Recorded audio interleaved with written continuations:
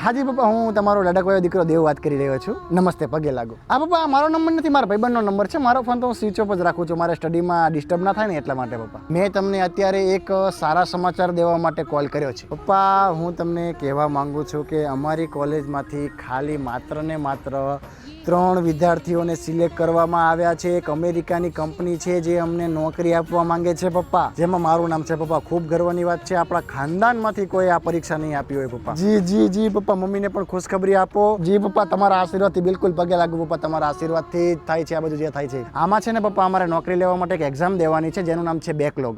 એક 5000 રૂપિયા પપ્પા તમે મોકલાવી આપો મને ઓનલાઈન, તો હું એક્ઝામનું ફોર્મ ભરી દઉં.